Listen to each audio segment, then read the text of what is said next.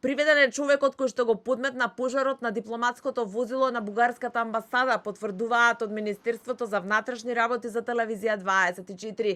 Според информациите на телевизија 24, човекот го признал делото, а кај него се најдени дополнителни докази за вандалскиот чин. Според видеоснимка што ја објави БГН, се работи за средновечен маж кој вади шише со течност, го полива едниот автомобил, пошто запали и другиот. Дека сред белден бил подметнат пожар на дипломатско возило, потврдија денеска и од МВР. Станува збор за лицето ИД, 44 години од Скопје, кој е лишен од слобода и е задржан во полициска станица.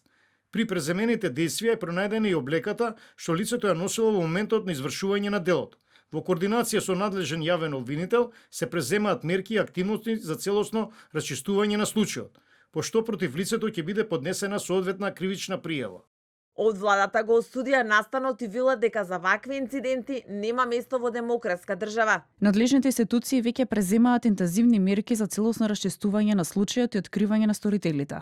Како влада сакаме да испратиме јасна порака дека секој обид за предизвикување тензии, ширење омраза или нарушување на безбедноста ќе биде максимално санкциониран. Државата има капацитет и ќе одговори со целосна сила на институциите и нема да дозволиме поединци да ја нарушуваат репутацијата на Македонија. Остра и жестока реакција стигна и од официјална Софија. За бугарското МНР инцидентот е последица на агресивен политички говор и говор на омраза кон бугарите во земјава.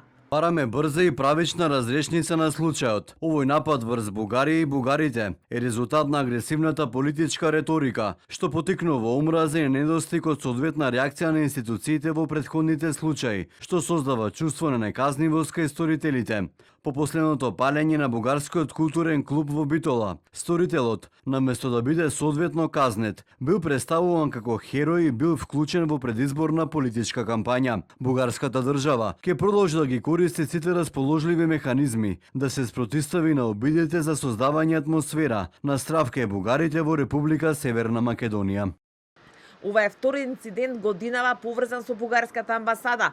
Во јануари беа искршени стаклата на влезната врата и тогаш сторителот беше итно приведен.